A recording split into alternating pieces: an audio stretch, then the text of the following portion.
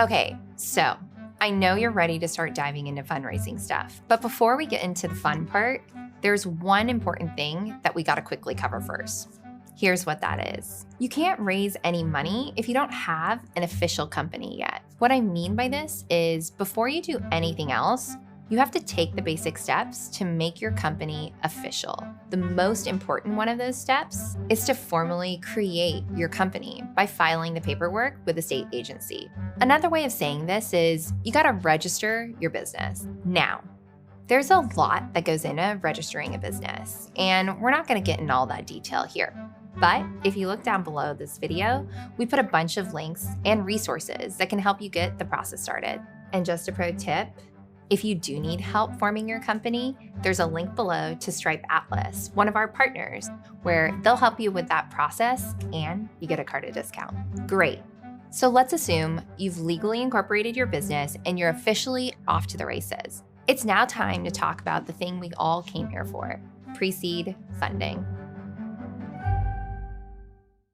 Over the next 2 lessons, we're gonna run through some super important, absolute step 1, gotta start somewhere points. We'll learn some key foundational things like what types of pre-seed funding exist, what stage should you be thinking about each of these types of funding, and what sources of funding are typically available at each stage. This means over the next 2 episodes, we're gonna cover 4 main types of pre-seed funding: bootstrapping, friends and family funding, raising money from angel investors, and finally, these programs called accelerators that we'll talk about in a little more depth later. So for the first lesson, let's go ahead and zoom in on the first 2, bootstrapping and friends and family funding.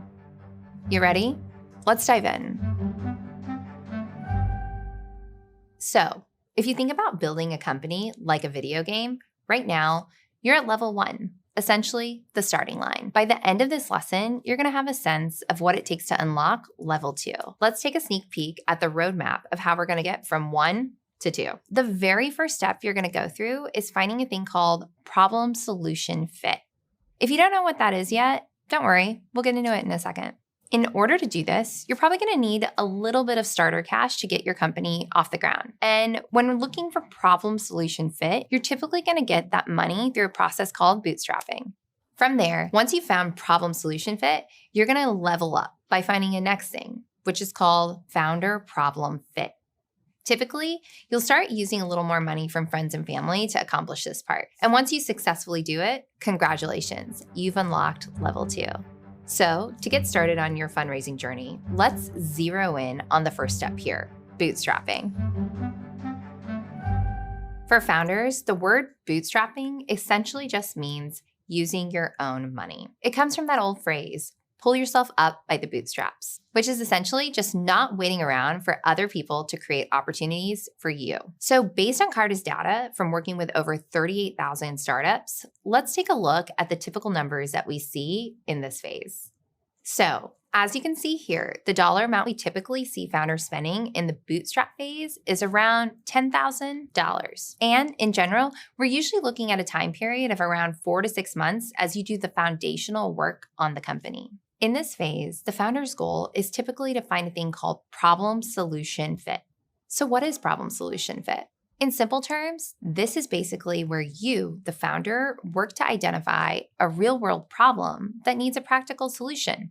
Easy enough, right? In essence, this is going to be the process that involves talking to lots of consumers, doing product research, figuring out what's already in the market today, and whether there's room for a new solution that you're thinking about building. So naturally, at this stage, you probably don't have any customers yet, any revenue, or even a product, which means it's going to be pretty hard to raise outside funding from anybody, right?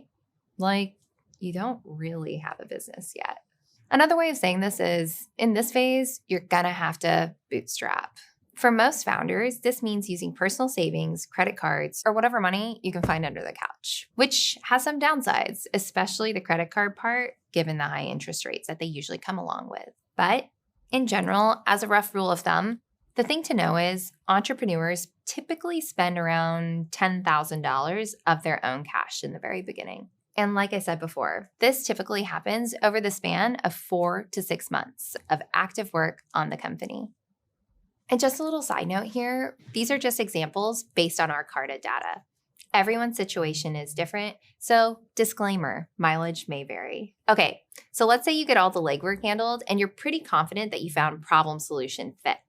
Congrats! This is essentially the first step in starting a startup, so it's a big deal. Now that you're chugging along, let's talk about the next stage of pre-seed funding, friends and family round. So again, looking at the data here, in this stage, we're typically looking at expenses in the $10,000 to $100,000 range, with the time period generally being from around month 4 to month 10. In this time, your goal is typically going to be to find a thing called founder problem fit, which is a natural extension of problem solution fit you found in phase 1. Founder problem fit is basically just what it sounds like. You know that there's a problem in need of a solution. And in this stage, your goal is to make sure that you are the right person or you have the right team to solve this problem. This means in this phase, you're going to be answering a couple of important questions, like number 1, does the founding team have the experience that is relevant to the industry you're targeting? Number 2, if not, can you learn fast enough to catch up? Or 3, can you bring on the right person or people with the right skills to make sure that you have all bases covered? So in other words, this phase is generally focused around assembling the right team and the right infrastructure to make sure you're equipped to solve the market problem you've identified. Naturally, around now, bootstrapping probably doesn't make sense anymore. As you saw in our data, we typically see this stage costing anywhere from around $10,000 to around $100,000, depending on the product and the team you're developing. And for that reason, right around now is when many startups turn to what's known as friends and family funding. In the startup context, when we talk about friends and family funding, we're not talking about asking your mom and dad or your siblings for a few bucks to tide you over for a month or 2.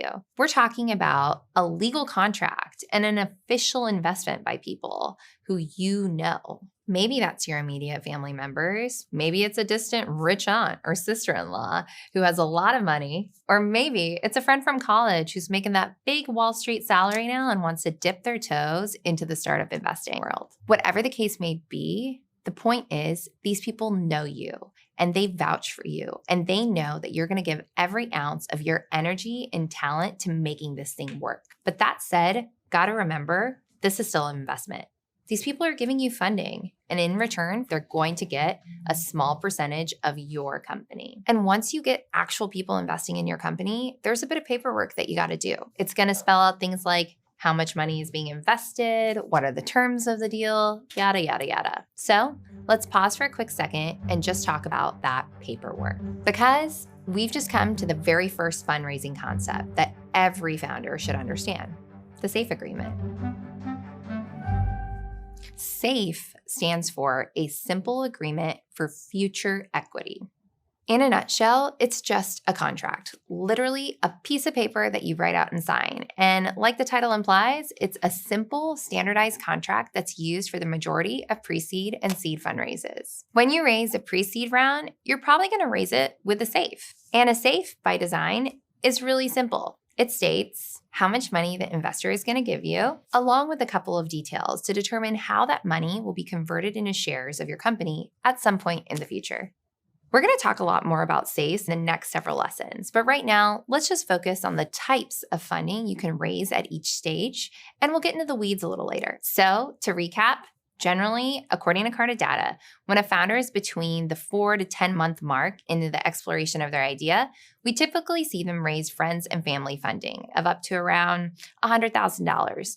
And they usually raise this money on a type of contract called a SAFE. Now you understand the problem, you have a solution to that problem, and you're confident that you and the team you've built are the right people to tackle it.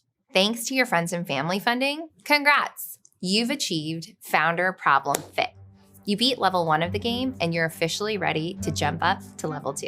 It's now time for you to enter the next stage of pre-seed funding, which will come from angel investors and accelerator programs. So let's take a break, get some water, and when you're ready, hit the button down below and get started.